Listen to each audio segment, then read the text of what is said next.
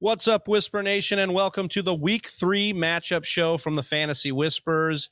Right here. This is part 1. We've decided we're going to split this one up for you into 2-parters, give you 8 games to be able to go in depth with every fantasy relevant player in every single matchup on the slate.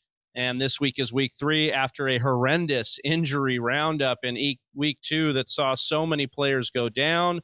The crew is with you today, as of course I am Big Travie. You can find me on Twitter at Big Travie TFW. I am joined, as always, by the man, the myth, the legend, ARC, Austin Sear, with us here. How's it going, Austin? You can find Austin, on Twitter at Austin_R_Sear. How are you? OnlyFans, same. I'm great, man. OnlyFans is the same handle. Catch me dropping knowledge on all different platforms. Shirt on, shirt off, just depending on your choice. And with his shirt on and hoodie on, we've got the Sultan of Stats himself, Summy. You can find him at Summy TFW on Twitter. Summy, what's going on, brother? Hanging in there, man. Just trying to recover from that week of injuries that we just had, and excited to jump into today's show. More stats. I love diving into more numbers, and this is where it really gets exciting. So excited to get on the horn with you guys today. From one fantasy nerd to another, my boy, Johnny Game Time Hicks. You can find him on Twitter at Johnny_Game Time. Johnny, how's it going, dude? Oh, man, it is going pretty well, considering all of the torture that we were put through this past weekend. But another week, we got waivers, we got a lot of stuff, and then we got this breakdown. So we're going to get you through it. I'm excited to get into it. Yeah, that's right. We're going through every single matchup on the slate. As I said above, we're going to go through every fantasy relevant player, just the guys that you need to really know about starting or sitting here each and every week. And as always, if you're not subscribed to us over on YouTube, please do so. We're dropping content every single day over there, so you want to make sure you're subscribed over there. Gentlemen, I thought we'd start off a little bit first before we dived into the matchups with some rest of season outlook on a few players. And I want to start off at the quarterback position. And I'll start with you, Summy, and I'll give you 3 quarterbacks, and then we'll kind of work around the panel here. Jared Goff, Gardner Minshew, and Ryan Tannehill. I would like you to rank these guys rest of season for me, if you could. Oof, that's a tough one. So who was it? Jared Goff, Gardner Minshew, Ryan Tannehill. I'd probably have to go. Surprisingly, I'd go Minshew as the number 1, Goff, and then Tannehill. I just like Minshew. I mean, he's looked solid, and he has the 7th or 8th easiest passing strength of schedule for the rest of season, which is always a good thing. And I think this team's going to be a little bit more competitive than most think. So yeah. So I think that we would probably all be in agreement that it's Minshew first, but where it gets tricky for us, I think, on the panel is Tannehill versus Goff. Austin, what are you feeling about Tannehill versus Goff in that breakdown? I think these are 2 great quarterbacks to compare. You have Jared Goff, who is probably more of a conservative quarterback in a more conservative system than we'd give him credit for. I think a lot of folks believe that with Sean McVay, it's this high flying, let it go type of team, and their weapons are fantastic. But I believe it's a run dominated approach. That's how Sean McVay wants to play it, and I think he wants to see Jared Goff as more of a role player within the system, which is the opposite to me in how Fitzpatrick's role in Miami is situated. Underrated weapons in Miami, with a quarterback who it seems every year for a couple of weeks sneaks into that, maybe not MVP, but certainly Pro Bowl conversation. Ryan Fitzpatrick is a guy who can let it fly. Devontae Parker and Preston Williams and Mike Gesicki, hello, after this incredible week. They've got some weapons over there. I think we got you making the case for Fitzpatrick over Tannehill here, but Tannehill was the guy we were going to try and go with. You're thinking of old Tannehill. Oh, my God. Miami. It makes sense. Tannehill, too. You know, the memory of Adam Gase is so lingering. Like, it just sticks in the mind. Tannehill was on the Dolphins, so Austin, I get it. You're thinking about the Dolphins. No, it really does. No, it really does. But I would probably stick. I think I would still stick it in that same position. I think Goff is just a little bit right now ahead of where Tannehill is, but rest of season, keep in mind that Tannehill has not played with the Titans for more than even half a year right now. It was Mariota's squad before that. The weapons over there in Tennessee are fantastic. I know that A.J. Brown's got his bone bruise he's going through, but the weapons over there are very, very strong. That team is much better with Tannehill, and I don't think we've still seen what he's fully about. We know what Jared Goff is about. So it's just a little intriguing to me with the Tannehill side because we don't yet fully know what he totally has to offer, and we're still learning more as he plays. But I don't think you can go wrong with any three of these. Okay, Johnny, I want to move, speaking of weapons, to the wide receiver. Okay, we're going to have a rest of season outlook for a few guys that were drafted in the same area that provide really big upside for their squads and are potential number one target getters on those squads. I've got Marquise Brown, Fuller, and Terry McLaurin. Johnny, give me a breakdown of which guy you're choosing to top that list and then kind of rank the rest. I'm sticking. I mean, you saw Terry McLaurin go for a mega day against one of the best in the league, and actually Arizona is one of the better teams at guarding the wide receiver, and he still torched him. So that just shows how good Terry McLaurin is. So I would go Terry McLaurin, and then at the second here, I would put. I still think Will Fuller's upside is exactly what you're looking for at this point. I know he disappointed this past week, but I wouldn't give up on him quite yet. I still think that there's a lot of opportunity. All right, I want to move us along, Summy, to the running back position. We've got Leonard Fournette, James Conner, and Melvin Gordon. So obviously we've got the supreme upside of Leonard Fournette, the upside that we drafted in James Conner, and now Melvin Gordon with Phillip Lindsay and Drew Lock missing extended time could just be a volume monster. So for you, Summy, how do you rank Leonard Fournette, James Conner, Melvin Gordon rest of season? Yeah, this was a little bit tough, right? Because these are three running backs that went around the same place in your ADP, and they all have concerns, as if it's injury or if it's inefficiency or if it's just just being like a plain old just a guy, kind of like Melvin Gordon. But I think I would rank them Conner, Fournette, and Gordon, and it was really tough for me to place Conner over Fournette and vice versa. But Conner, I mean, listen, we've seen this. If he's healthy, he is the workhorse. And Benny Snell fumbling and making those mistakes kind of helps boost his case. And, I was kind of on the ground just thanking God last week that Benny Snell was fumbling and Conner took his role back because I'm heavily invested in Conner this year. But Leonard Fournette, believe it or not, I mean, listen, the knock on him was that he's inefficient. He had a bad O-line. But this year, believe it or not, Jacksonville is the best run blocking O-line in the league through 2 weeks. So if that stays, Leonard Fournette, we could see him rip off a 70-yard run every week, especially in this offense with Tom Brady, who likes to dump it off to a running back. I like the targets there too. So I think he just has more upside than Melvin Gordon, who I placed last. Johnny, I think you kind of had a kind of all over the place one compared to Summy's here, and I would just say that it's different rankings with this three. So I'm going to pitch it to you because I believe you have Fournette as your number one for rest of season. Yeah, I think that we saw what we needed to see last weekend. I think that the tide is now turning over. We know what BA has come out and said, hey, Ronald Jones is still going to be our opener. We like having like an opener, a middle, and a closer. But here's the thing, like Leonard Fournette is going to, exactly like Summy said, like he's getting the blocking now and he will be able to rip off these big runs. And as the season continues, they're just going to end up turning to him. So I have him rest of season at number one. And then I have Melvin Gordon actually at number two because he's going to be the only man in town for the next 3 weeks. And he could really build that trust within that organization in him if he continues. I mean, he went against the Steelers and he performed. So, and that we consider that a very good defense. So, if he continues to perform like this, the Denver Broncos have invested in him, and there's already been indications that Phillip Lindsay was on his way out. So that's where I would put him. And then it's James Conner. I understand he is very good, but he is also a very big headache, and he's made of glass, and it's unfortunate, but it's true. And so you're throwing him in your lineup every week, and you're doing this. And if I have to do that, that's a headache to me, and I can't rank him above two other guys I don't have to do this against. For those listening on the audio, he is actually crossing his fingers in hope that James Conner does not sticking up his middle finger or anything like that. Yeah, no. Just a quick correction here for our listeners. I mentioned that Jacksonville O-line was the best blocking O-line for running backs. There's actually a smudge on my screen. They're the 7th best, but the 7 look like a 1. So forgive me, but they're still up there, right? Yeah. 7th best run blocking O-line. I think that's a. Do you win Jacksonville or Tampa? Oh, wait. Yeah, I'm an idiot.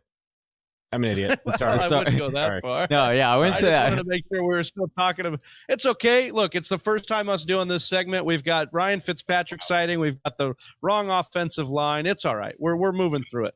So our final rest of season ranking here, we're going to go with tight ends, right?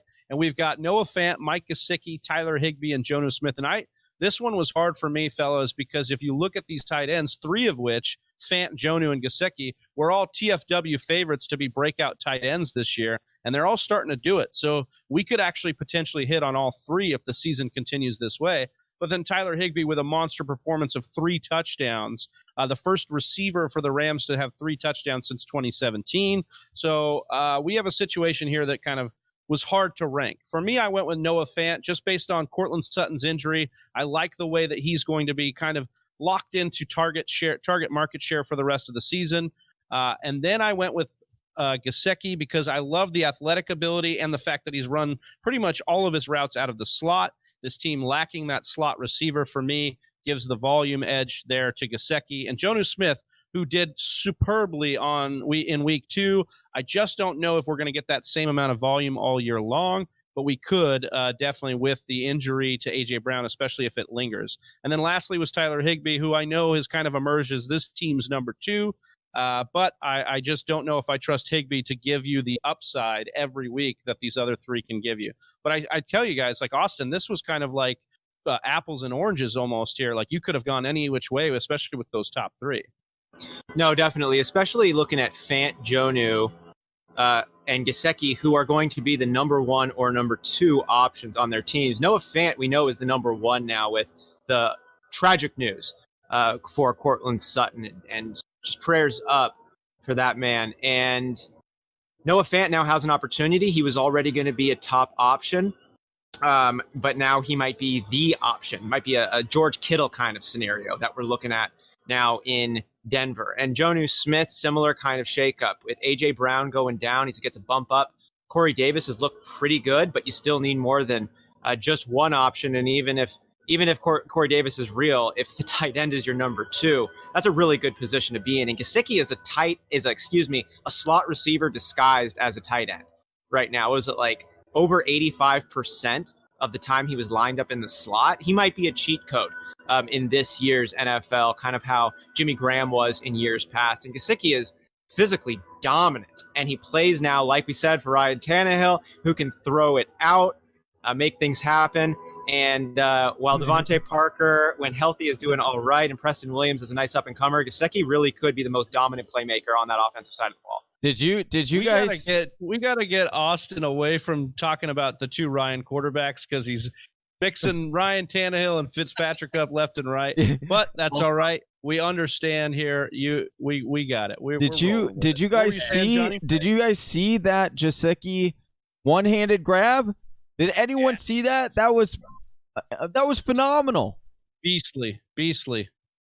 All right. Well, speaking of Gesicki, we're going to see him in our first matchup on the slate because Thursday night, the Miami Dolphins will be visiting the Jacksonville Jaguars. This is a 47.5 point over-under with Jacksonville favored by 2.5. So we know Jacksonville's at home. This is more of a pick 'em because if you're not favored by 3 or more at home, it's not the most confident of a favorable matchup per Vegas. Austin, when we get into this matchup and we look at the Jacksonville side of the ball, we've had a few of storylines, including Gardner Minshew and some of the wide receivers here. But what's your take, a higher level view of this Jacksonville squad for fantasy purposes coming into this game? I think we're just getting a sample out of Jacksonville. It's Gardner Minshew looks real. He looks focused, and he looks like he hasn't had to pull out all of his tools yet to advance the ball. I think DJ Shark is still being underutilized. I still think the run game has more to offer. James Robinson has come in and shocked the league, and they're going to have more running backs coming in as Armstead comes off of the COVID list and as Zigbo gets right, which is only going to help this team. Gardner Minshew is still a really young quarterback who comes in with a ton of moxie and talent, And the more confident and comfortable he gets in this system, the better they're going to perform. It's an exciting mystery box to me right now. This still could be the Jacksonville of old, but it sure doesn't smell like it. It looks like an exciting up-and-coming team that is going to be creating a lot of highlights. They might not win as many games this year as their talent could allow, but I think that the future is bright in Jacksonville for the first time in a long time. I'm excited to see what they've done. And Ryan Fitzpatrick and the Miami Dolphins are in a similar boat as well. They've got a lot of playmakers over there, tight end position, wide receiver position, and a host of other halfbacks, along with Ryan Fitzpatrick, who any game can bust you over for 300 yards and 3 touchdowns. So you can't sleep on this team either. It's a little more fun than their last 5 years of record with the. So, Sami, when we dig a little deeper in the Jacksonville lineup, what has popped out the most to you? And we'll start with maybe Gardner Minshew, because this week he made my waiver wire column. This week he made my waiver wire column as the top QB ad. And it seemed like that was going to be a bad matchup against Tennessee. How confident are you with Gardner Minshew right now? What have you seen? I've seen a lot of good things, man. Just passing the eye test. I mean, he looks amazing, right? He's had a couple of error-prone throws where, like, he hangs onto the ball a little bit too much, he pads it a little bit too long, or he doesn't hit the receiver in stride as often. But if you look at the stats, right, he has the 8th fewest pressured dropbacks over the last 2 weeks. He has the 9th highest rate of pass attempts from a clean pocket. 74.4% of his passes come from a clean pocket. So that just speaks to this O-line, right? It speaks to the protection that they provided. And believe it or not, they actually ranked 4th in pass protection. And that's to go along with the 7th in run blocking, right? So this O-line's been a lot better than a lot of people had thought. And he's also completed 77.8% of his passes from a clean pocket, which is the 9th highest in the NFL amongst all quarterbacks. So I really like Gardner Minshew. I think he can sustain his level of production if he continues to receive the pass blocking that he has from his O-line. He has the 8th easiest strength of schedule versus pass defenses for the rest of the season. I think he's a no-brainer, and he's that's part of the reason I saw that last year, where I just saw, like, if you give him a good blocking O-line, he could produce really well. I drafted him as a last round every one of my home leagues. I had Cam Newton and Gardner Minshew. I have 100% equity in both of them, and it's paying off big right now. So I think that continues. And he's playing against Miami, Summy. So, like, you've got to like this matchup. 47.5 point over under, and playing against Miami, who just saw Josh Allen shred them through the air. 32nd ranked pass defense. That's Miami. So yeah, fire up Gardner, fire up his wide receivers, who I'd love to talk about as well in just a bit here. Yeah, so before we get to those wide receivers, I do want to talk a little bit about James Robinson, because he's kind of worked as a workhorse here. When all talk about Leonard Fournette and his outlook, the downgrading Leonard Fournette's outlook before he was released by Jacksonville was Chris Thompson's in town and all this target market share that Chris Thompson would dominate. But what are you seeing out of James Robinson and his usage through the passing game? Yeah, listen, Austin alluded to it earlier, but you have Raquel Armstead on the COVID list. You have who's the other running back? That was Devin Azigbo. He's hurt. But James Robinson's really capitalized with what he's gotten, right? 57.6% snap share over the first 2 weeks of the season. He's 8th in the NFL amongst all RBs in yards after contact per attempt. He gets 3.88 yards after contact per attempt, which is really efficient. And again, through 2 weeks, Jacksonville O-line ranks 7th in run blocking efficiency, which only boosts my confidence in James Robinson as, an RB2 play. And he's RB15 on the year, straight up, and points per game in half PPR. So that shows that, he's providing that mid-level RB2 value that you did not expect to have from a guy that you picked up 2 days before the season started. And through 2 weeks, it's also encouraging that we see that he's only seen one less target than Chris Thompson.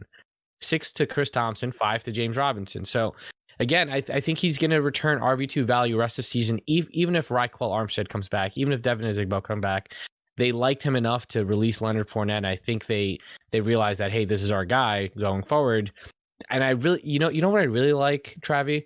I really like this coaching staff being able to say, hey, this guy's an undrafted free agent. We're going to still play him.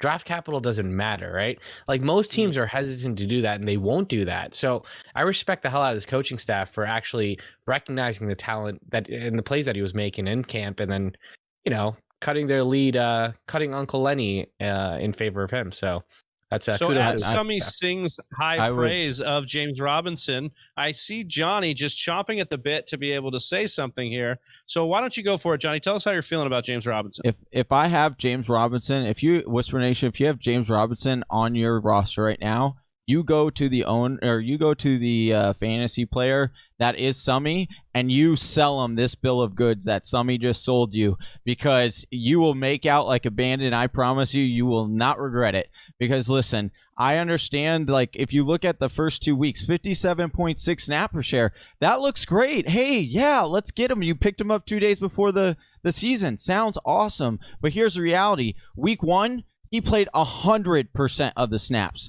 Week 2, he saw a significant regression due to who? Chris Thompson, who didn't see any snaps week 1. Now you get 2 other guys, Zigbo and now I'm blanking on Raquel Armstead are coming off of COVID, the COVID list.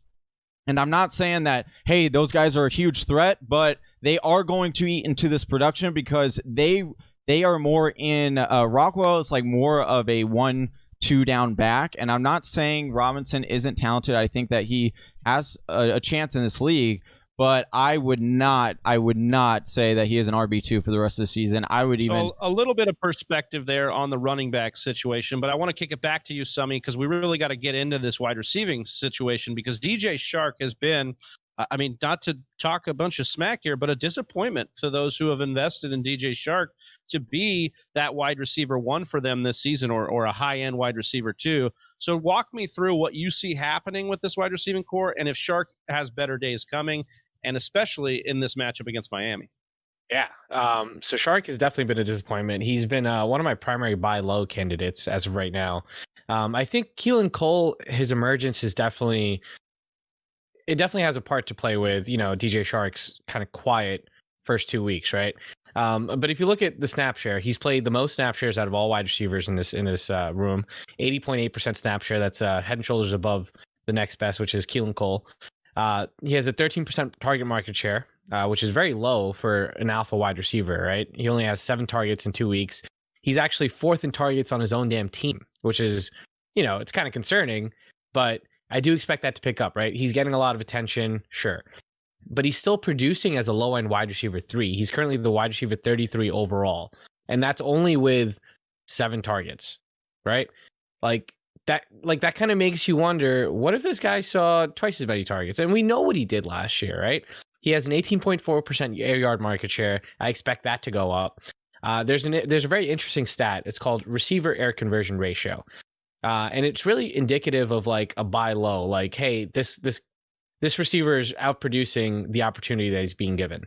Anything over a 1 is a red flag, meaning that's a good thing. He currently has a 1.3 receiver air conversion ratio. That's 16th among all wide receivers with 8 or more targets. And again, that I trust that metric a lot. That's actually produced by Josh Hermsmeyer, producer of airyards.com. Listen, like I said, Keelan Cole, his emergence is a factor in the passing volume, but again, DJ Shark's volume should increase. You want to keep in mind that Minshew only threw 20 passes in week 1. Again, the buy low opportunity is here. It's going to close pretty quick, and I think it's going to close after this game, where he's going to have to go up against a banged up Miami secondary who ranks dead last in pass coverage. So I think this is a game that we see DJ Shark really bust out again. I think the panel can agree that DJ Shark should be started. I think we can agree in this matchup against Miami, James Robinson should probably be in your lineup here, and Minshew's worth a start as well. But I really want to ask the panel and turn it over here on Keelan Cole. Are we confident in Keelan Cole to do it 3 weeks in a row here, given his market share and what's going on here? Austin, I'll ask you first. I'm still just shook on the receiver air conversion ratio numbers that Summy just dropped in. If you haven't liked and subscribed already, RACR percentages, if that doesn't get you, man, wake up. Get some coffee in you, because that is the juice that keeps us moving. Receiver air conversion ratios brought to you by this one site over in Colombia or wherever it's being recorded, where they're really mining this crazy data. I was just blown away. I'm shook. I'm going to be scanning everybody with above that 1.0 RACR, and I'm making moves this week, Summy. So thank you for illuminating my life with that. With that said, Keelan Cole, This is one of those situations where we can look at stats and we can say, based on the numbers of the past, here's what I predict. But football is a game full of human beings. And when I look at the talent of the wide receiver core, DJ Shark, Keelan Cole, and even Laviska, their high-touted rookie who's coming in here, I don't think you can bank on a number 2 receiver like Cole producing week in and week out. It's early in the season. This team is still figuring it out. If it happens, I'm not shocked. However, this is a small sample size, again, in a game of football that is week in, week out small sample sizes. And I think that Shark is going to emerge as this top option. Cream rises to the top, especially at the wide receiver position. If it happens, I'm not surprised, just like I'm not surprised if any middle of the roster wide receiver pops off, even 2 weeks in a row. 3 weeks in a row, though, I would be surprised. I would not be starting with confidence. I would count my blessings and move on with something a little less cute.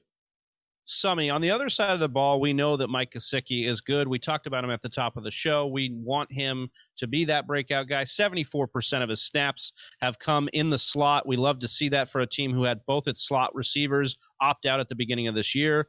This is a nice matchup for him, is it not, Summy? Yeah. I mean, Gesicki, you can start him every week now. I mean, like you guys alluded to earlier, 74.4% of his 86 total snaps have come in the slot or out wide. He's seen 64 snaps in the slot, which, again, like Austin said, he's a cheat code, and he's lined up 15 times out wide. He leads the team in target market share, 21%, 16 targets through 2 weeks.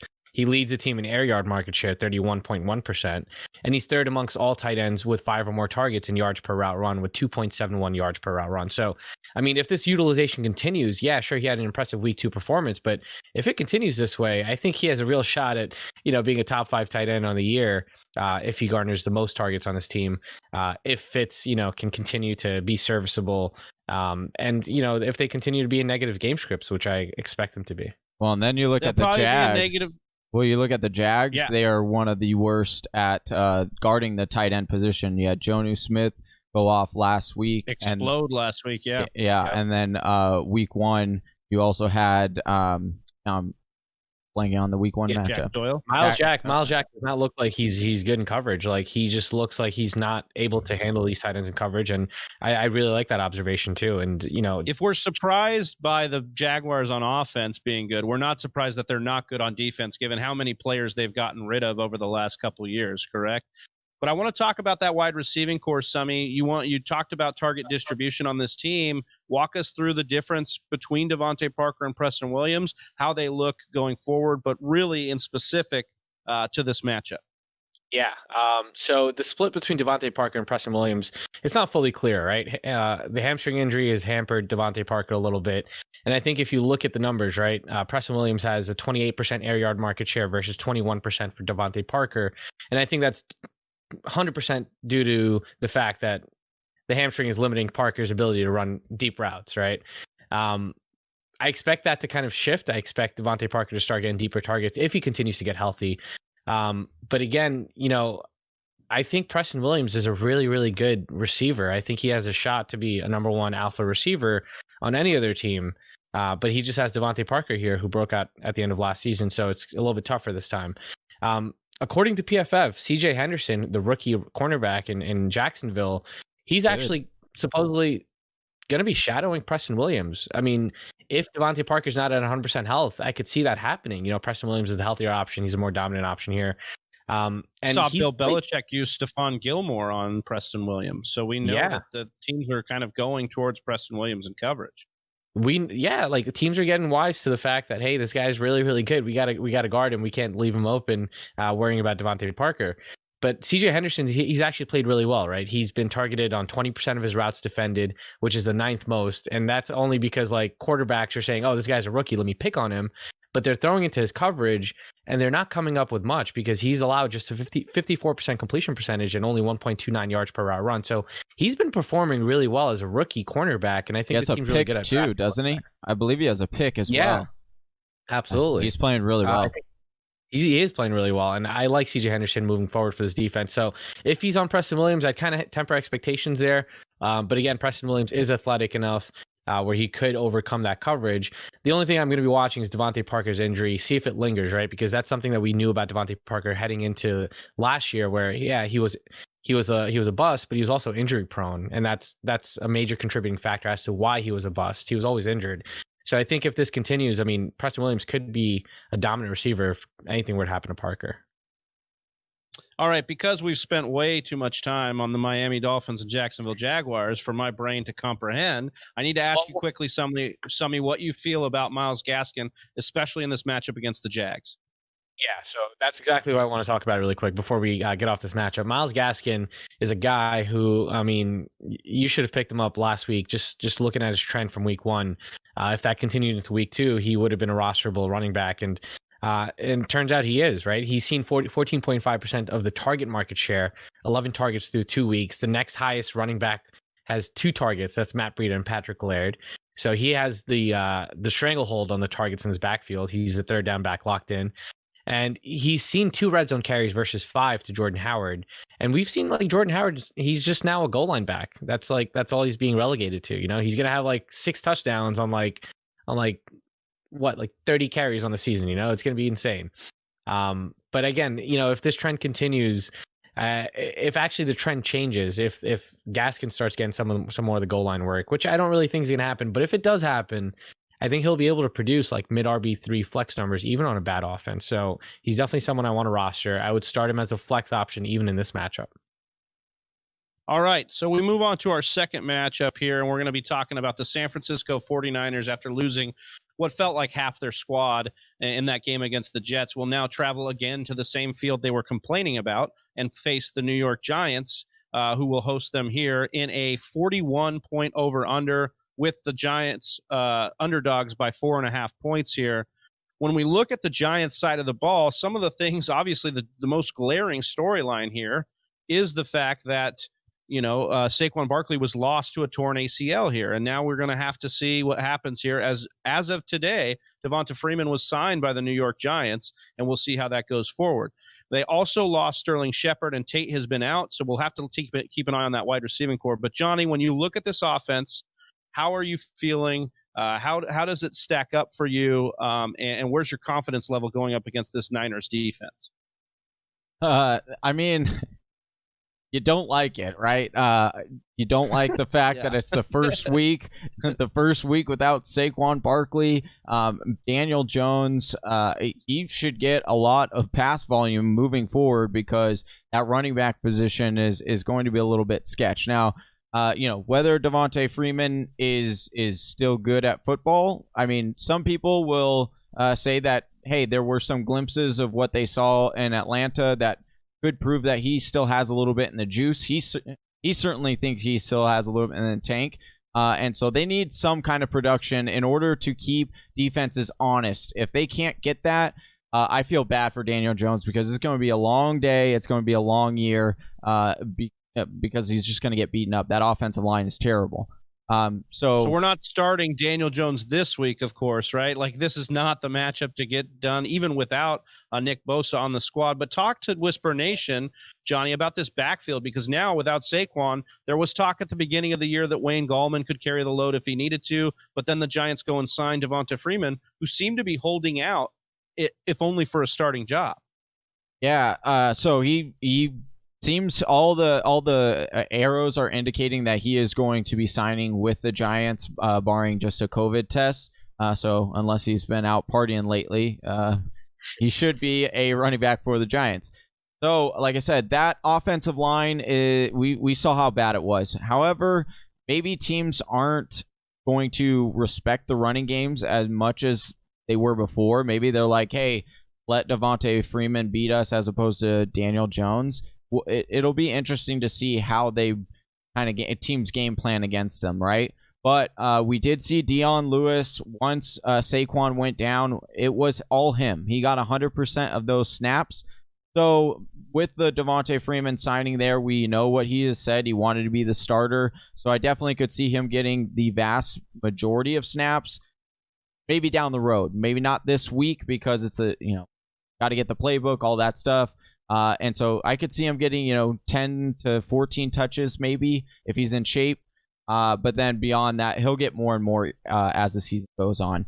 My question, though, would be, what do you got? Do you think he's going to be an RB2? Is he going to be a flex? Obviously, you're going to lose production from Saquon to Freeman. It's going like they're not even on the same planet talent-wise right now at this stage. So where would you say that he's going to be rest of this season? Me personally, I'm sorry. I mean, I would see him as like a flex option at best. I wouldn't even see him creeping up into like an RB3 conversation. Devonta Freeman of days past is gone, and he's not coming back. Combine that with the fact that the Giants' O-line ranks 24th in run blocking. A guy like Saquon, I had confidence in overcoming that deficiency, but a guy like Devonta Freeman, who's at the tail end of his career, with no real passing threat, I mean, I really don't see it happening. I think defenses, like you said, Johnny, are going to game plan against him and stopping Daniel Jones' deep pass. So moving on here, I think I want to ask really quickly, and Johnny, just rest of season. Do you have Dion Lewis, Wayne Gallman, Devonta Freeman rest of season? How do you like that shaking out? I think Devonta Freeman has it, and then I would say Dion Lewis comes second, and then Wayne Gallman. So I think we're in agreement that it's a matchup dependent flex for Devonta Freeman maybe going forward as far as what we've got going on. Yeah, get ugly. Is gotten a little bit ugly is this wide receiving core too for the Giants, Johnny. We've seen Golden Tate miss time, and now we've seen Sterling Shepard with the toe. What do we see going on here? Is it Darius Slayton or bust here, or what do you like here? Yeah, that's the only one that I'm confident in starting. I mean, Golden Tate came back. He saw 5 targets in his return, but again, he doesn't show any upside. He might be able to get in the end zone against the 49ers, but I will say that the 49ers, if I'm not mistaken, haven't given up a passing touchdown. Is that correct? They also just lost Richard Sherman. That also, yeah, but I mean, even with the Richard Sherman and the Bosa injury, this defense has been top 10 on both rushing and passing. Yeah. Now they did play the Jets, so that'll help your numbers for sure. But I do like what I've seen out of the defense next man up strategy. So Slayton would be our guy that we're starting here if we're going to start anyone. Yeah, what level of confidence do you have him in this matchup? He would just be a flex for me, but he's a high upside flex at that. He's one of those guys that can get you 20 plus points. And on the last pass catching option here for the Giants is Evan Ingram here. Johnny, have you liked what you've seen from Evan Ingram? He seems to be kind of easing his way back into the rotation here. We know he's been plagued with injuries in his career. Actually, if there's anyone else that I would be starting on this roster, it's definitely Evan Ingram. If you have him, feel confident in playing him in this game, because he plays 51% of the time in the slot. We just said how much we love Gesicki because he plays so much in the slot. Well, they're doing the same thing with Evan Ingram, and it's actually kind of interesting because you're seeing it across the league, right? And a lot of these breakout tight ends, they're starting to move them and seeing that there is an advantage of having the tight end lined up outside, and then also bringing in another tight end to block. So it's really interesting in that from that aspect. But Evan Ingram has had a solid game last week. But against this banged up 49ers, they're going to have to move the ball somehow, and I expect that to be Evan Ingram. That's their biggest matchup advantage. And also, just to add to that, I mean, Sterling Shepard and Saquon Barkley, I mean, how many vacated targets is that are going to go to Evan Ingram, That's a very valid point. Very similar routes on the field that those three guys run. So if Evan Ingram is able to stay healthy and soak those up, he could be in for a big bounce back year this year. Other side of the ball, the San Francisco 49ers lost Jimmy Garoppolo last week. We're not sure on the timeline there. He could be missing. So that vaults Nick Mullins into the lineup. And for me, I think the biggest storyline here, pass catchers, it's not even if Kittle comes back in week 3, which he's been slated to do. For me, it's the running back core, because now we've seen Raheem Mostert with a mild MCL sprain, Johnny, and we've seen Jerick McKinnon get vaulted into maybe a starting role with Jeff Wilson, because Tevin Coleman also is missing multiple weeks. So break us down here with this running back core and how you see this matchup against a poor Giants defense. It's going to be a home run hit here for these running backs. I expect them to get a lot of targets. I would actually start both Jerick McKinnon and if you need a secret waiver wire find for this week to get you through this week if you had brutal injuries that not a lot of people are probably going to go after, it's going to be Jeff Wilson. Jeff Wilson actually led after the Tevin Coleman injury and as well as the Mostert injury. Jeff Wilson actually led in on the first and second down. It was a very small sample size. It was only 8 minutes, and they were in the lead in this game or at that point. So take that for what it's worth. But we have seen Jeff Wilson come in before on a banged up 49ers roster, and he vultured a lot of touchdowns last year. So a secret waiver wire stash, I would say, would be Jeff Wilson if you need a flex option or an RB to stick in your RB slot because you were super banged up. Secrets Johnny. are no fun. Secrets hurt someone. That's the secret of the week there for Johnny. He's talking of Jeff Wilson. Summy, I heard you chime in here. You wanna challenge him on that one?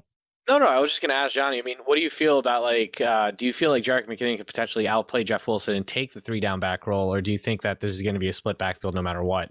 How do you see it shaking out?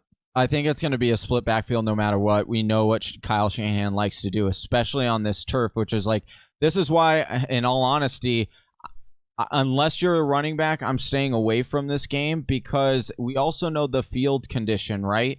And so I know we're going to talk about George Kittle, but I'll just jump into it right now.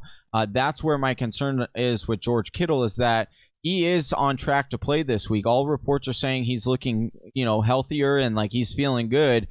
But because of the concern of the field and due to the fact the 49ers just lost so many players to this same exact field they're going to play in this week because they're playing in New York again, I could honestly see them hold back, George Kittle and not want to risk it. So I think if there's anybody I'm playing in this game, it would be these running backs.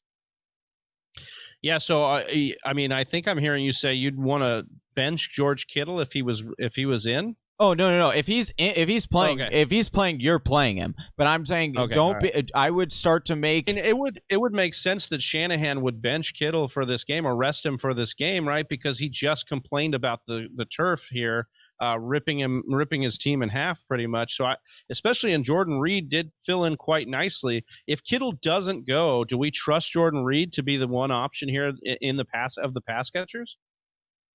That's a good question. I want to pose that to you guys because I didn't even trust him going into week 1, and now he scored, and I was like, unbelievable, this would happen. So, week 2, excuse me. So I don't know. Twice. Yeah. So would you guys feel comfortable starting him? Yeah, I honestly would. I think if Kittle's out, I think you roll with Jordan Reed. We've seen what this offense is capable to do with the tight end position. We know Nick Mullins is in there. He's going to be looking for the easy checkdowns. Jordan Reed should be there over the middle to be able to soak up a lot of the targets here. So I like me some Jordan Reed if Kittle's out, and I think it's a pretty safe bet as opposed to the other pass catchers. I will. Yeah, and I do want to point out. I just want to point out that Kittle had the same injury. I said this last week on the last matchup show. He had the same exact injury, same knee last year. John Lynch said he'd be back the next week. He sat out for 2 weeks. So expect him to sit out this week as well, combined with the reasons why Johnny gave.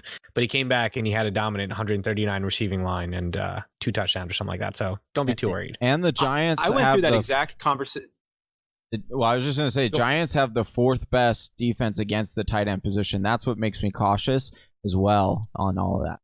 They play though. That's I wanted to just take a moment to touch on Travis's question there of would you trust Jordan Reed, because I am a George Kittle roster in our league of record, and Jordan Reed was the first name I picked up when we saw Kittle go down. I ended up rolling with Hayden Hurst, who was available. Thank you, Travis, for dropping him and picking him up there that week.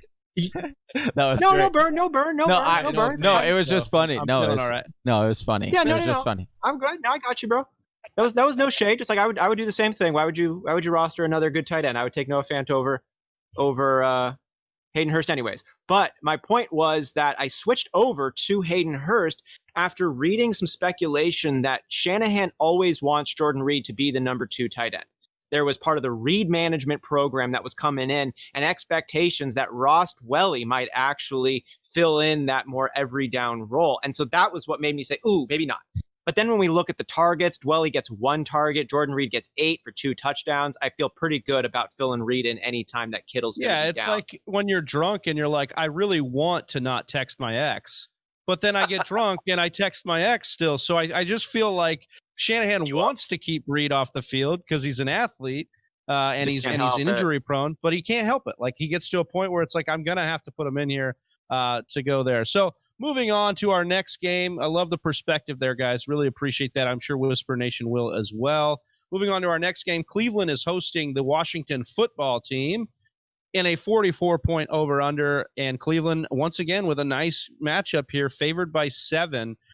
I mean, when you look at these two teams, you look at this matchup, what are some of the bigger storylines you're looking to dive into in this game? Yeah, I think, first of all, the Kareem Hunt and Nick Chubb argument, is Kareem Hunt better than Nick Chubb and back and forth, vice versa. That's going to be interesting to look at how that shakes out over the course of the season. I have my own take on that. I do feel like Nick Chubb has never not been game script proof, right? So, like, if they're up big, I expect Nick Chubb to be out there grinding out the clock along with Kareem Hunt. I think they're both going to split, but they'll both have good games and positive game scripts. But when it comes to negative game scripts, I'm curious to see, does Kareem Hunt stay on the field? He was actually lined out in the slot and out wide a lot more often last year than he is this year. So it's interesting to see how the split shakes out. And also another thing is the Baker and OBJ connection. Everyone last week was saying their connection looks like it's not there, but we saw him go off last week on Thursday night against the Bengals. And I just want to know if there's any concern for Landry moving forward. Is Landry going to be a viable fantasy option here with Baker emerging with Odell Beckham, or what's going to happen there? So it's interesting. Yeah, it's definitely interesting, and taking it right there, I'll start with, Baker Mayfield here at the top because he did have a decent game. He was a top 10 quarterback last week against Cincinnati, so people are starting to get on that Baker hype again, especially in a matchup that should be decent for him. Except for I got all this talk in the offseason that Baker Mayfield was going to be used in play action because of Kevin Stefanski, and he's only been used 28% of his dropbacks have been play action, so it really hasn't been there. His adjusted completion percentage of 72%, that's 29th in the NFL. As far as a clean pocket, Cleveland's given him the 24th best clean pocket, so not really a good clean pocket there for him a lot of times. And then you look at this pass defense that Washington puts on the field, especially with that defensive line. They're number 4 in efficiency on pass defense through 2 games with that line. I am staying away from Baker Mayfield in this matchup. I know it should be good, but I think it will be good for Cleveland on the ground. And so that moves me along to that point you talked about, Summy, Nick Chubb versus Kareem Hunt. The Chubb concern, we're talking about it every week, even after last week where he has a monster game, because you look at what Kareem Hunt's been able to do, and it's exciting for those that roster Kareem Hunt. He's got 4 red zone rushes. Now, that's still less than Nick Chubb's 7. Nick Chubb has 0 red zone targets where Kareem Hunt's got 1. And this was the big one for me. The elusive rating that PFF puts out has Kareem Hunt as the more elusive back here, 176.9 to Nick Chubb's 105.1. But Nick Chubb getting top 15 in rushing attempts with 32. He has the higher snap percentage with 54%. I think this game lines up, like Summy said, Nick Chubb's never been game script dependent, right? But you're going to want to target these games for Nick Chubb where he is, game script is in his favor. And I think the same is for Kareem Hunt. And this is a smash spot for both of these guys. I would, obviously Nick Chubb you're starting, but then I think Kareem Hunt is RB2 flex category here. I want to move on here to the wide receiving core. We're talking about Odell Beckham Jr. here. And I know the connection has been talked about a lot, but this guy is getting 33% of the target market share for this team. So he is still getting peppered with targets through 2 games. The problem comes in his efficiency. He's only caught 35% of those targets, and that's well below his career average of a 61% completion percentage when he has been targeted. But I love to see the 1.78 yards per route run. He's definitely behind Landry, though, in that category, and I think they're easing Landry back in, who's only had 64% of the team snaps. I think this is a tough spot for both wide receivers, so I would be fading Landry. but I like OBJ as a wide receiver too, because he only needs that one play. We saw it last week against Cincinnati. He almost had 2 of them, and I think he only needs that one time to get past this defense and go forward. We're talking Austin Hooper, guys. I'm ready to move on from Austin Hooper. You can drop him at this point. One thing I would just like to add on, as far as like the wide receiver starts go in Cleveland this week, I do think that Jarvis, I know they've been managing his reps, but I do think if they continue to grow his involvement in this offense coming off that hip injury, I think he has a pretty good matchup this week against Jimmy Moreland in the slot. Jimmy Moreland's let up 70% completion percentage, 1.7 yards per route run. Washington is notoriously bad for letting it up to slot receivers. So I do think Jarvis Landry has some sneaky upside in this matchup against, a pretty insane pass rush coming from this front seven. So I think Baker's going to be under pressure, wanting to get the ball out of his hands quicker, and I think that goes to the slot. So I think Landry is kind of in a good spot. I'd just be more prone to give those targets and dump offs to Kareem Hunt. I think that's the way this offense has rolled so far. So that's really how I've seen it through 2 weeks. But I understand, like, if they are easing Landry back, you could definitely make the case for Landry as a what the heck flex here. But until I can see it, I'm more prone to trust Kareem Hunt to soak up a lot of that here. Can't blame you for that. So, moving on to the next side, the other side of the ball, we're talking the Washington football team. I think some of the higher level stuff we've been trying to look at here has been Scary Terry and then Antonio Gibson, right? Yeah. If you look at Peyton Barber's stat line from week 1 to week 2, it's kind of like the coach's way of saying, hey, I'm sorry, I didn't mean to give Peyton Barber that many carries. He went from like 18 carries to like 1 carry. And, you love to see it because Antonio Gibson is clearly the more talented back here. And, it's good. It's good for his future to see Gibson getting the work in this backfield. I would just like to see him more involved in the passing game because we really thought that he would be involved as a third down back and not an early down grinder. But that could happen. I think his opportunity is going to grow, just like Scary Terry. His opportunity is growing as the season goes along. And, we see what he did with his volume last week, and it's only a matter of time before Gibson pops a long run off. Yeah, I'm glad you brought up Peyton Barber because after 10 red zone attempts last week and Gibson getting 0, Gibson actually got 4 red zone attempts against Arizona, and he scored on one of those. Ian Hartitz from PFF said that he was ranking the running backs for the most forced missed tackles per touch among 38 running backs with 20 combined carries and receptions. Antonio Gibson is above Kareem Hunt, Josh Jacobs, Ezekiel Elliott, and Austin Eckler as the number 1 in that category for forced miss per touch among those running backs. So love to see that. You love to see the elusive rating of 117.8 per PFF. And you just love to see what you've got going here if they're going to continue to give them the ball. I want to see him get more than 1 reception. Obviously, that's what I think we all want to see, that J.D. McKissick involved there. But I don't love this matchup, but I'm willing to flex Gibson in this one just because I think the usage is trending in his direction.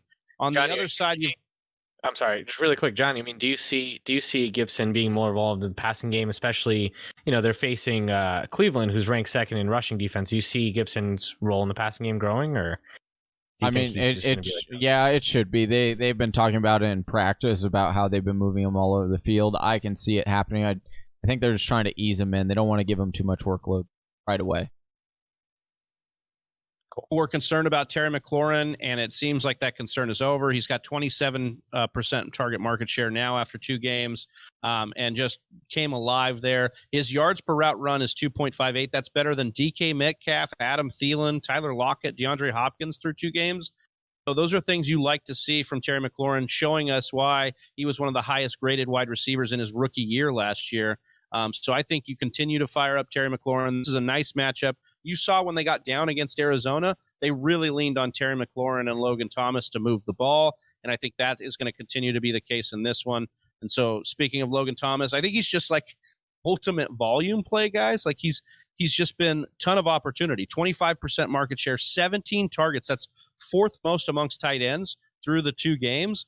But they aren't very great targets. He's been very pedestrian in yards per route run, barely a yard, 0.94 is what you see there out of Logan Thomas. So not the most inspiring, but I understand rolling with him, especially in a PPR format.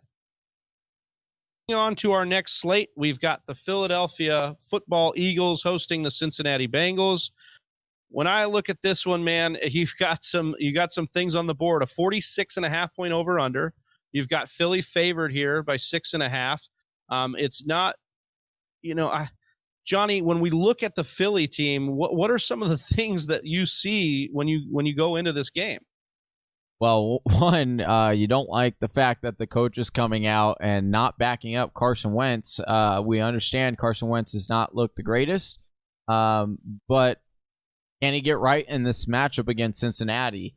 You also have Miles Sanders, who looks to be that RB1 that you drafted. He looked really, really good, got the vast majority of the carries. We thought maybe they would ease him back in, but it gave him a full workload there. And then you also have, what's going on with this tight end position, Goddard and Ertz. It's like you have the fantasy community wrapped up and on their heels at who is going to win out, who's going to be the tight end one for the Philadelphia Eagles. And I'll throw this over to Austin. Austin, what are you thinking about as far as Carson Wentz? Does he have the ability to turn this around, or could it be on waiver wires? I don't think there are a lot of reasons to keep Carson Wentz around right now unless there truly aren't any better options. And I would be shocked if there were not any other better options available for you in your league, unless you're playing in a 30-team Superflex league, something like that. It's 30-team Superflex league. Like, that's brutal. We're starting to chase some Hills and Robert Griffin birds of the world. Blake Bortles. Yeah, you're starting to treat your quarterback position the way I'm going to have to treat my running back position in these next couple of weeks after losing Saquon Barkley to a knee injury and Sony Michel to irrelevancy. But I am not feeling great about Carson Wentz, and here's the reason why. There isn't a good reason to feel good about Carson Wentz at the moment. I mean, his best receiver is either a 33-year-old Deshaun Jackson or a rookie Jalen Reagor. You don't have any real consistency at that position. Zach Ertz is your still number one option. Goddard is looking nice, but that isn't a clean situation. They're not happy over there. Zach Ertz is going through some interpersonal drama with the front office. Goddard still got some injuries. But the big reason why, despite the lack of real viable pass catchers, despite the talk from the organization, as Johnny alluded to, of being Doug Peterson being critical of his team, it's the line, it's the pressure, it's the amount of hits that Carson Wentz is taking, and there's no real reason to think that's going to shift right now. The Philadelphia Eagles are the 27th ranked pass blocking efficient team. Carson Wentz he's number 6 in drop back pressure, and he's tied for the lead with Deshaun Watson, already taking 8 sacks. The line's not great right now at pass blocking. Carson Wentz is not great at throwing the ball. He doesn't have a ton of amazing options this year. I would look elsewhere. He's a very good quarterback when he's got the weapons around him, but he's got to have people to pass the ball. He's got to have time, and neither of those two does he have a lot of right now.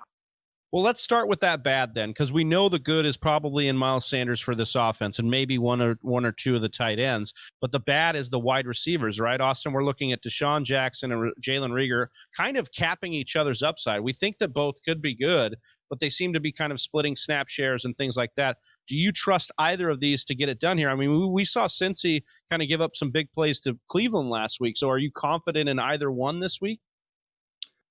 I'm not confident in either. I'm feeling all right rolling either one out as a flex play. Deshaun Jackson would be my preferred choice in receiving 9 targets, leading the team, making 6 grabs for 64 yards, but he's still that deep threat. He's gotten 2 deep bomb passes gone his way. They haven't really connected yet. It's just a matter of time before that happens.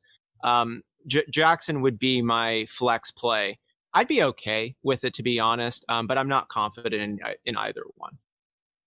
All right, so moving on to the tight ends, Austin, we know you talked a little bit about that Zach Ertz drama. You talked a little bit about Dallas Goedert being the target getter and basically has the touchdown upside for the tight ends here. How are you feeling how this tight end shakes out, and are you looking to target either? I know at this point, if you've drafted Ertz, you drafted him early, so you've been starting him. But is it time to bench Ertz in favor of Goddard? I would pause on benching Ertz in favor of Goddard. If you have that ability, if you have them both, it's something you could consider. If you had Ertz too, I don't think you can move on from him. I think it's a wait and see. You hope that it picks up.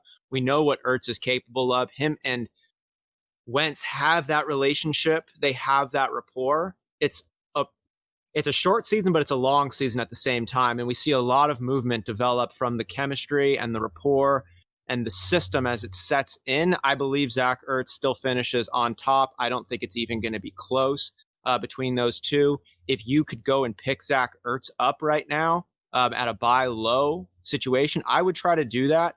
I wouldn't break the bank on it. And also, if I was a Zach Ertz, if I had him on my roster, I would just be sitting there with him. If you got a roster spot to pick up a more exciting tight end option, I'd say go for it right now. Wait until we see Ertz be Ertz again. I think it will happen.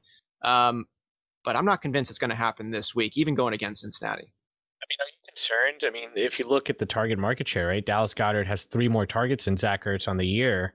Mm-hmm. I mean, the Zach Ertz that we know is the 130, 140 targets a year kind of guy, right? Like, if Goddard is eating this much into his volume, and, you know, I think that's happening because of the lack of pass catching weapons. They need Goddard to run out of the slot. Like, do you expect Ertz to get back to form like soon, or like week 5? Week 5. I'd say by week 5. If week 5 we see this trend continuing, I would panic. I would try to move on as quickly as I could. But I would wait until we get a month plus. Would it be a little bit too late to kind of sell him high in week 5 then? You know, probably. I mean, you're probably not going to sell. I think what Austin's saying here is it's a hold, and you've got to hope that if you took Ertz, he's going to turn around. I think the idea here would be to pick up a guy like Mo Alley Cox or somebody off the waivers that you could invest in that has some upside, where Ertz is not going to give you that upside, and maybe roster 2 tight ends and hope that Ertz turns it around. I just don't know if I see that coming either. But I understand, the volume has been there in the past, and we can't necessarily trust the wide receiving core in Philly. Johnny, when we look at the Cincinnati side of the ball, there are a few things that pop out to us. What is catching your eye in this particular fantasy matchup from a higher level view? Well, we've seen the Philadelphia Eagles passing defense give up a lot over the last couple of weeks to the quarterback position. So will Joe Burrow continue his hot streak? He looked really good last week. He passed for over 300 yards and 3 touchdowns. Will he do it again this week against this Philadelphia defense? Joe Mixon off to a slow start, but is he going to be able to turn it around this week against the Philadelphia Eagles? And then the last one is this A.J. Green. I have some concern about A.J. Green, and I understand he's getting a lot of targets, but not catching a lot of them, and they're not very quality targets on some of them. They're 50-50 balls that I don't know if A.J. Green is fit to go and do at this day and age of his career. So those are the big questions I have for the Cincinnati Bengals that I think that we should talk about. Austin, walk us through here the running back situation first, because I think people have been a little bit panicky on Joe Mixon, seeing too much Gio Bernard in what should be his backfield. I would also feel a little bit nervous on it. Giovanni Bernard is that little engine that could, and he is doing it again. He is involved in the pass catching game in a way Joe Mixon is just not. I mean, we're looking at 4 targets to Joe Mixon compared to the 7 targets for Giovanni Bernard. Joe Mixon had 0 targets in the red zone. Giovanni Bernard had the 2 red zone targets. He also had the red zone carry and a touchdown. Joe Mixon was still involved in the red zone. It's not a full-blown panic mode there, but Giovanni Bernard, to me, is going to be capping that ceiling of Joe Mixon, because Joe Mixon is not the unquestioned bell cow, 1 through 3 down back, catching passes, running between the tackles, going outside as well. Giovanni Bernard is involved in this game. He's involved with this team, and I don't see that stopping rest of season. We're dealing with another team also in Cincinnati that has a very bad line.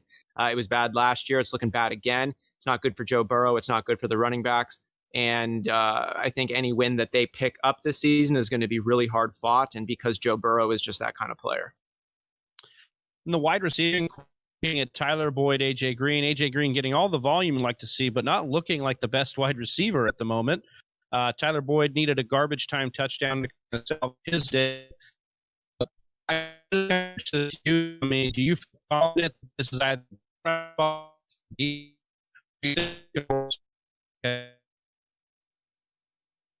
Are you Travis coming in choppy to you guys? His robot Yeah. impersonation is fire. Sorry about that. Travis, you were sounding like Tron 3000 there for a second. Yeah, oh, my bad. I was just kind of asking about this wide receiving core and whether you feel confident in either Tyler or both. All right, he's coming in like Tron 3000 again. So I think the question is whether I feel confident in Tyler Boyd, AJ Green, T. Higgins. Let's make sure we didn't lose Travis here. Oh, there we go. We just did. He'll be back, but I'm genuinely concerned about Tyler Boyd. I will say that right now. I don't know if you guys are on the same board. Tyler Boyd in a game where Joe Burrow tossed for 61 pass attempts. I mean, Tyler Boyd saw what, 9 targets? Like, you should expect him to see a lot more, but he just doesn't seem like the number 2 option here. I mean, he's going to Drew Sample. He's going to CJ Uzomah. I mean, Uzomah got injured last week, but tight ends are getting targeted. Gio Bernard's getting targeted, but not Joe Mixon. I'm concerned because they're force feeding AJ Green, who's been inefficient. I just hope this coaching staff realizes, like, hey, maybe we shouldn't waste our pass attempts and throw it at guys who can actually make something happen with it. What do you guys think?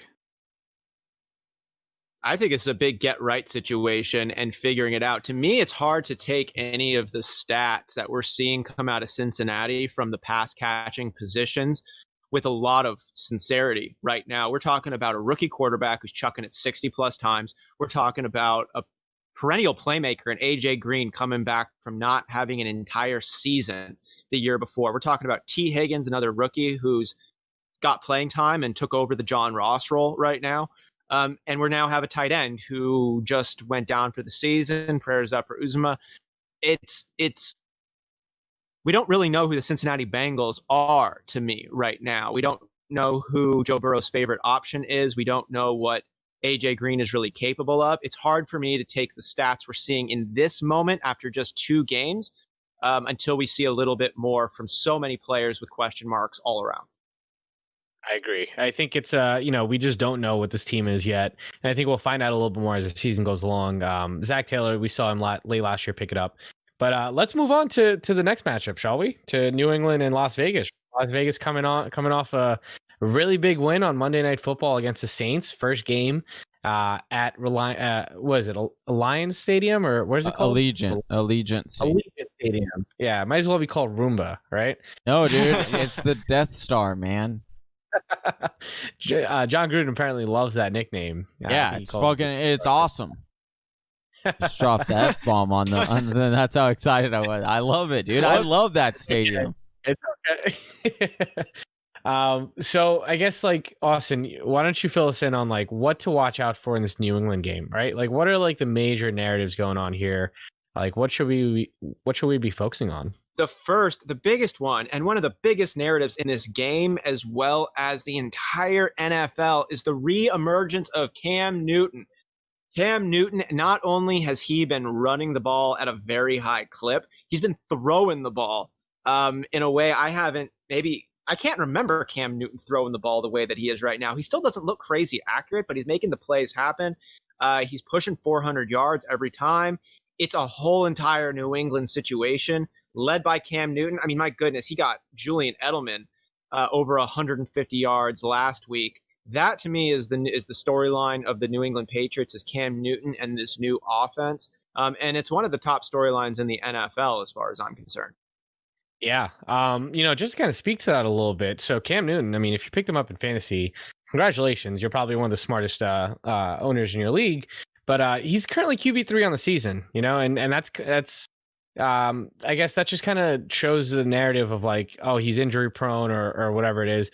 No, he's just in a good offense, and like, don't overthink it. He's in a good offense. He fits this offense. They can fit the offense around him, and we saw them do that for the first 2 weeks. First week it was more Cam, run the ball, don't throw it as much because we don't need you to.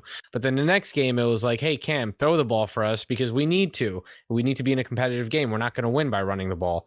And if you look, he threw for 397 yards, like you said, Austin, which is the third most of his career. You have to go all the way back to his first ever 2 games in the NFL to find a higher passing yardage total from him. He passed for 422 his first game, 432 his second game, and after that, he hasn't passed for more than 397. So, Nice stats on that. yeah, I mean, if you take that into context with it's his second game in a new system, right? He's in a new offense. This New England playbook is extremely hard to learn from what we know. There's a lack of weapons here in New England, and yet he was still able to throw. An inaccurate quarterback like Cam Newton was still able to throw for 400 yards. Dude, this offense is going to be unstoppable. Like, how do you guard this offense? Like, the only reason Seattle was able to win that game is because Russ threw for 5 touchdowns, and they were really supposed to lose that game. You know, if Cam had just dumped it off over the top to like a lineman, for example, you know, on that last play, like they would have won.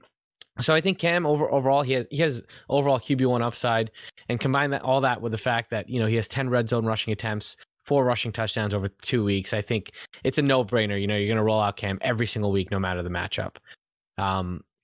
Travi, what do you think about Cam? Like, do you feel like he's going to be consistent, or do you feel like he's going to have his weeks? Well, am I Robo Travi right now? I just want to make sure I'm coming through. Nope. No, you're correctly. good. Okay, good.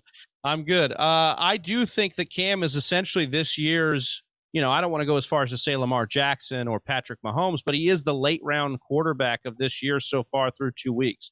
He is the guy that you got later on, that you took the trust in, and that continues to put up good numbers. And similar to what you were saying there, Sonny, is that this offense makes it to where, you know, as long as the pieces stay healthy around him and he himself, that's the big one, stays healthy, this offense has always been one that can interchange parts and confuse defenses, and now it takes it to a whole new level with Cam Newton. So, yeah, I'm really on board with that. But I really wanted to talk, you know, in this particular matchup about this running back core. We've said now for 2 weeks, fade, but Sony Michel was still getting work. How are we feeling about Sony Michel in this particular matchup against, you know, a team in Las Vegas who should be, you know, beatable and defensively? Yeah, I mean, Las Vegas ranks 31st in passing defense through 2 weeks. But even with that considered, Sony Michel is droppable to me at this point. Number one, the upside is limited, right? Because you have Cam taking in all the goal line rush attempts, right? All the valuable fantasy scoring opportunities. Sony's actually second on the team in red zone rushing attempts with 4 compared to Cam's 10. But outside of that, I mean, you're not really getting much from him, right? Because he's averaging just north of 3 yards a carry. He's inefficient. We've seen that year in and year out for the last 2 years now. And Cam's going to lead this team in rushing yards and attempts. So Sony, to me, is droppable. He's a landmine. Him, Rex Burkhead, James White is a fringe flex play at this point. You know, we see that Cam doesn't really like to target the running back outside of, if your name's not Christian McCaffrey, he's not going to target you. I know the game plan, you know, might call for more James White involvement over the next couple of weeks, but it has to be pretty competitive. And if you look at their next couple of weeks, they have KC. Sure, that might be competitive. But then there's Denver, and then they have a bye, and then San Francisco. Hey, after put some respect on this Las Vegas undefeated team's name right now, Summy. I think you got. They're going to try and shock the world here. No, but I think you're correct in your breakdown of the backfield. I do want to say it seems to be a two-man show as far as pass catchers are concerned, with N'Keal Harry and Julian Edelman actually being the top option there. Wouldn't you agree, Summy? Yeah, I mean, they both have a stranglehold on the market share, 29% to each of them, 18 targets apiece through 2 weeks. You know, as long as New England is in competitive games, I think N'Keal Harry could be involved just as much as Jules, but I think Julian Edelman's the clear-cut number one. So we got lit up in Chelsea and I got lit up in the Whisper Nation League for picking up N'Keal Harry and Julian Edelman, and we got lit up pretty hard on that one. Yeah. And well, here's the thing about the listener league. There's no love lost in that chat. If you take a look at what's going on in that chat, people just destroy you for what's going on. And yeah, I got the same kind of beef for going upside down, but things are working out okay for me. Anyways, on the other side of the ball, Austin, is the Las Vegas Raiders, and they're coming off this short week. But what are some of the storylines that you're watching for with this Raiders team as far as fantasy is concerned? As far as fantasy concerned, Darren Waller is the storyline. Darren Waller is one of those tight ends who is the main vein at the pass-catching position. We saw him break out last year. He's doubling down on that production now. And the other options over there are 2 very high-pedigreed, talented rookies. They're going to do well. Johnny's boy Edwards, Chelsea's boy Ruggs. They're going to have long, good careers in the NFL. and weeks that they pop off for you. I cannot emphasize enough how difficult it is to play in the NFL. As someone who's never played in the NFL, take my word for it. And Edwards, though, and Ruggs at this position, it's a very, very tough thing to do to produce at a high level, let alone a fantasy relevant level in the NFL as a rookie. So to me, from the pass catching fantasy side, it's the Darren Waller show until we see some of these rookies starting to come forward with, I don't want to call it historic production levels, but last time I checked, there were still less than 10 rookies who had broken 1,000 yards, like ever. And so it's a tough one to overcome. It's tough to make it happen. So, Sami, let me ask you then, because now it seems if that's the case, then we've got a two-man show as far as the Vegas offense is concerned, and we've got Josh Jacobs and we've got Darren Waller. So do you believe that maybe Bryan Edwards and Henry Ruggs, and you can even throw in, man, I'm blanking on his name, Hunter Renfrow, are capping each other's upside as far as targets and upside is concerned with the pass catchers outside of Waller? Yeah, I think you did hit the nail on the head. It's just a two-man show here that I'd be willing to start at all. It's Waller and Jacobs, right? Because if you look at the target market share, Las Vegas actually leads the league in terms of market share to the tight end. And that's, they're getting 45.3% target market share. Waller's seeing 42% of all the targets on this team. And he actually leads the league. Goodness gracious. Among all pass catching positions, wide receivers and tight ends, he leads the entire league in target market share. 42%. Did you see the way Derek Carr smiled at Lisa Salters last night when he was being asked about Darren Waller? I mean, it was just like a school. Oh yeah, he's like, I see you saw he caught a lot of balls tonight, right, Lisa? And it's like, dude, he just knows what he's doing. He's peppering Waller with targets, and that's what it's going to be. And John Gruden is so weird. You could see him being like, yeah, we want to get him more.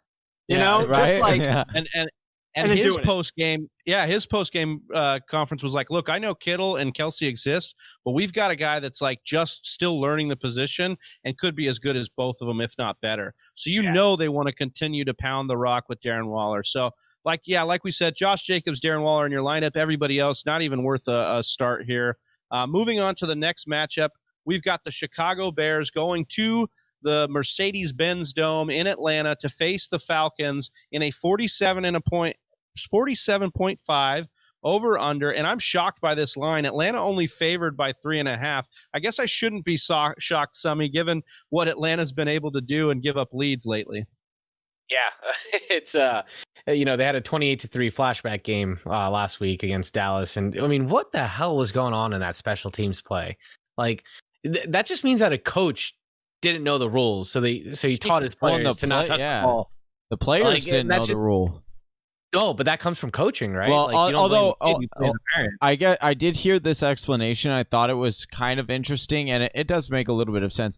That the players were nervous to jump on the ball because of the way it was spinning. That if they were to jump on it, it would squirt out, and then they would be it would have been in trouble.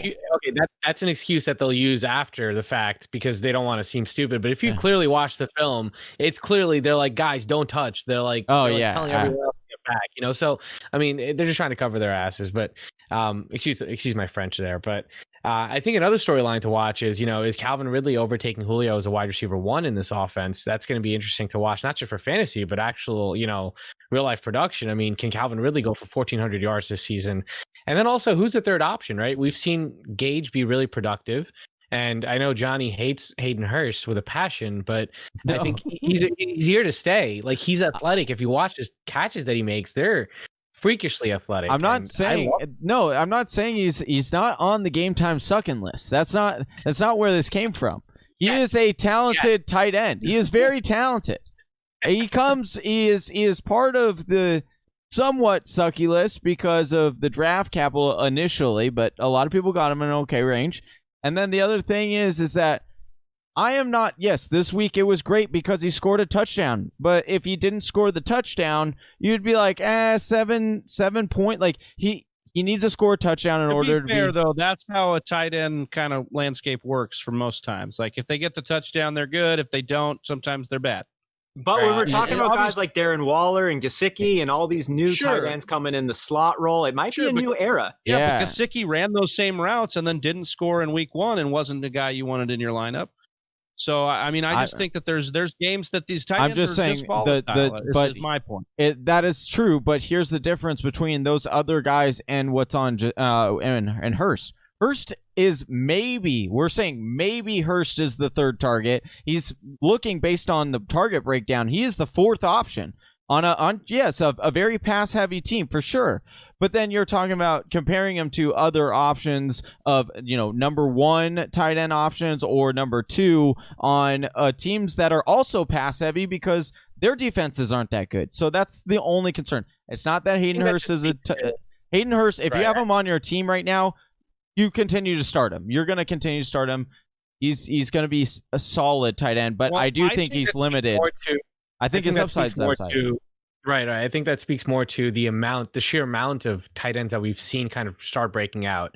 And, that's like the position's really, really deep this year. And this is the deepest it's been since I can remember, which is a good thing. I just have a feeling that it's going to be one of two storylines, right? Either Russell Gage or Hayden Hurst emerge as the true number 3 option, or Julio Jones is not going to be the number 1 or number 2 option for the team because right now he's the number 3 option as far as targets are concerned.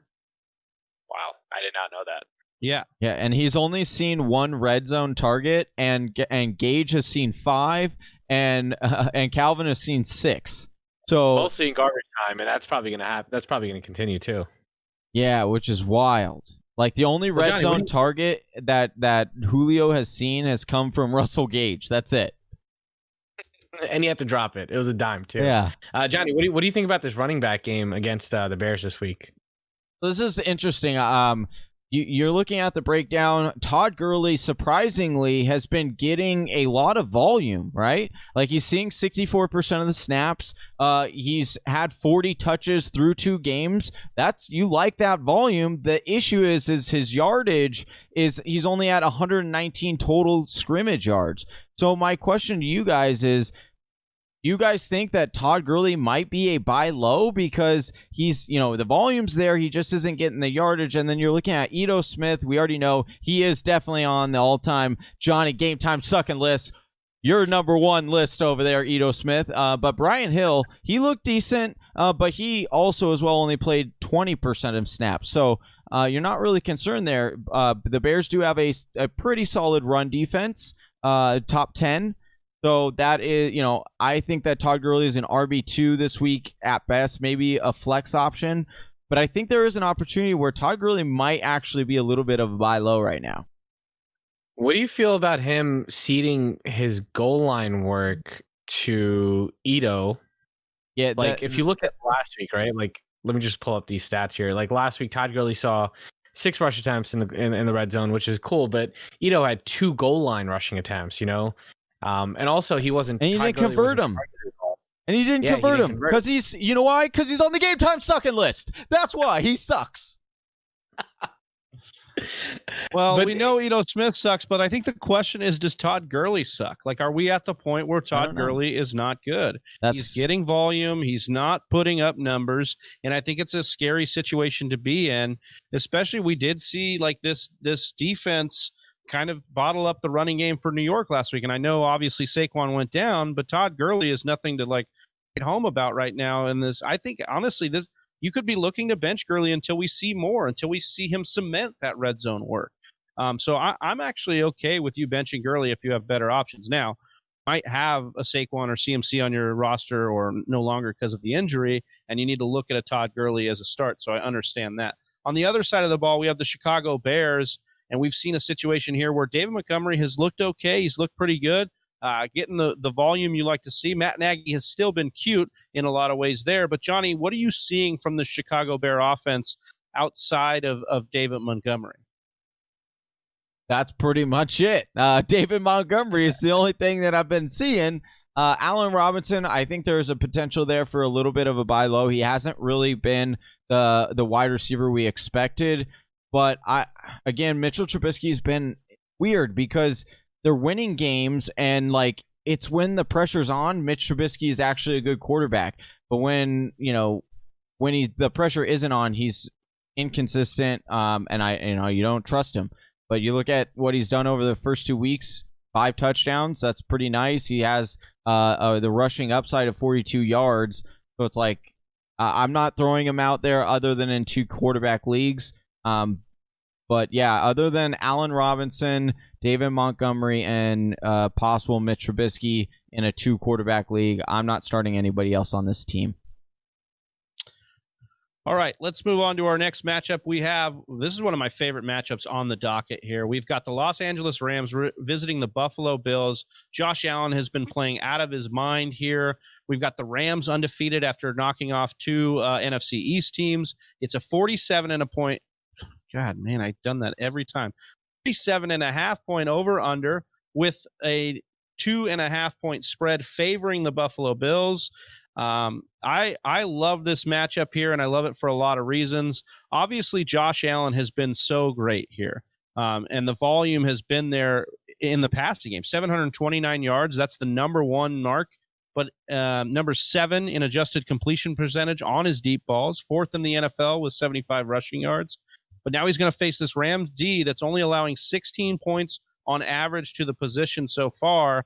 I am looking for this to be the litmus test on if Josh Allen can be that guy, that top 5 fantasy quarterback that a lot of fantasy analysts have been calling for. But you're obviously starting him here because of that upside there. When we really get into it with Buffalo, I think the discussion is in the backfield. Devin Singletary versus Zach Moss. And Devin Singletary is basically trying to say the discussion is over.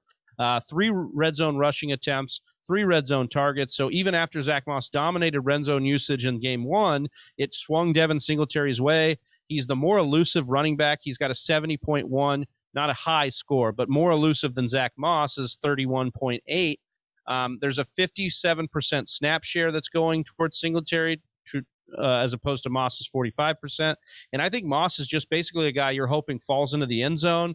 Until he can prove to be the dynamic back that he was at Utah, it looks like Singletary is going to be the more fantasy relevant guy, getting more of the money touches here. They're facing a Rams D that has given up the 8th most points to running backs this year, so I'm way confident in Devin Singletary here as actually going to be the way that Buffalo moves the ball. Summy, do you agree with that you'd be favoring the running backs here over the wide receivers? Yeah, I mean, if you look at the Rams' pass defense, ranked 2nd best over the first 2 weeks. They've got a couple of good playmakers back there. Their second-year safety, what's his name? He's come on strong, and obviously you have Jalen Ramsey there as well. But yeah, listen, Stephon Diggs, I think to me is a sell high right now. The schedule gets a little bit tougher for Josh Allen. John Brown's looking like he's not ready to give that roll up. And listen, I like Singletary a lot more than Moss. So I would definitely start Singletary this week. So touching a little bit on that wide receiver, we do see Diggs with 27% market share through 2 games, but John Brown with 25%. So you look at Stephon Diggs, 69% completion rate. Nice. You like that a lot. But you've got John Brown just doing things there with 13.08 leading the team in average depth of target. So I really agree with you here, Summy, that John Brown makes it so that Stephon Diggs is probably a sell high. I don't think you're going to get most 2-game stretches from Josh Allen of him passing for 700 plus yards. You're not going to get Miami and the Jets every week. So I think that's a situation where you kind of roll with that. I wouldn't start. That being said, I wouldn't be that comfortable in starting either of these guys here against that secondary of the Rams, but I'm going to tip my hat to Diggs here in that matchup. All right, if we move over to the Rams side of the ball, Jared Goff here running what seems to be a very efficient offense. We were talking about play action with Baker Mayfield. The tops of the league is actually Jared Goff, who's running play action on 48% of his dropbacks. And then you got this team that's pass pro grade of 89.1. So you love what they're doing. This was a team that was supposed to have a bad line, and you actually see them blocking pretty well as far as the passing game is concerned. So Jared Goff, I think, is worth consideration here. Although I don't love the matchup, it would have to be a kind of a deeper QB situation, maybe a super flex league. Darrell Henderson, though, is the one that's grabbing my attention. We had a bit of a dialogue off air, Austin, about this backfield. And so, you look at this and you've made the argument here that it could be a week-to-week thing. And I agree with you. You look at what happened in week 1. Malcolm Brown had a lot of usage here. But last week, Darrell Henderson went from 23% snap share up to 42%. Are you confident in rolling Darrell Henderson out here given Cam Akers' injury? especially this week. This week is the best week I think you could start Darrell Henderson. I wouldn't hold too much onto that, but if you got him this week, roll him out with confidence. It should be fun. He's got injuries around him. He came into this season dealing with a tissue issue, but he looks fully healthy and the only one of those running backs to be healthy. In fact, and like you had mentioned before, Big Trav, he is looking explosive. He looked good. But Malcolm Brown was an efficient runner in week 1. Sean McVay has said he wants to take the hot hand approach. And that's exactly what he has done this far, and it's worked out really well. A reminder for all the listeners is that NFL coaches do not care about your fantasy team at all. Kyle Shanahan showed us that last year. Sean McVay is trying to take a little lesson from his fellow California coach up in the Bay and says, well, we've got 3 decent running backs. We don't have any true studs over here. We don't have a world beater running back, but we got a lot of good ones. And we're going to keep them all good by giving them less than 15 touches a game and feeding whoever is performing the best. Last week, that was Darrell Henderson. Cam Akers has his breakout game coming up. I fully expect that to happen at some point in the season. Malcolm Brown has never been a bad runner. This week, though, Darrell Henderson is your choice. Feel good about it. Get him in your lineup and watch him go. Cam Akers breakout may be coming, but right now the only thing broken on Cam Akers seems to be rib and cartilage situation. So for now, we don't foresee him being in this game likely, and that would lean Darrell Henderson's way. So go ahead and fire him up with confidence, as Austin says there. The wide receiving core gets a little bit different here. They're going to draw this Buffalo secondary that you don't love, but Robert Woods, Johnny, in a revenge game here against Buffalo. And you've got to like the usage that you've seen out of Robert Woods so far. Yeah, definitely like the usage that you're seeing. 25% market share, 3 red zone targets in 2 games. That is very, very nice. We talked about the 11 personnel would make him the wide receiver 1 there. What's interesting is that Cooper Kupp actually played more snaps than Robert Woods again, but he did not see more targets. But not by much. Yeah, it's not. It's like 1 snap, but yeah, still worth note. Now, no, it definitely is. It definitely is. No, I just think you're confident in Robert Woods. You're rolling him out there. Robert Woods should have a good year. Cooper Kupp as well. Yeah, do you roll both of these out here? I guess that's my question here, Summy. Are you rolling with both Woods and Kupp? I think that's a question that people are going to be asking here. Absolutely. With this offense performing the way it is, with both these guys, we know their role. We know the level of production. Love that over-under. Love that over-under. It's definitely going to be a shootout, I think, even with these strong secondaries on both sides of the ball. I do think, Cooper Kupp and Robert Woods, they're must-starts every week. And then finally, Tyler Higbee, I just want to make a final note here. 87% snap share actually leads the wide receivers. And that can happen with tight ends because they come into block. 17% target market share, but leads the team in red zone targets with 4.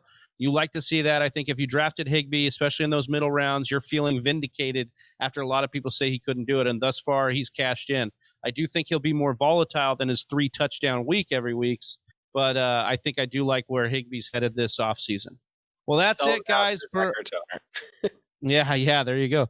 And that's it for us on these week 1 matchups, week 3 matchups, part 1. We will get part 2 out to you in a separate show after this. Want to thank you all for listening. However you're consuming the content, make sure you follow us on all platforms. For Austin Sear, for Summy, for Johnny Game Time Hicks, I am Big Travie, and we are the Fantasy Whispers. We're out. Peace.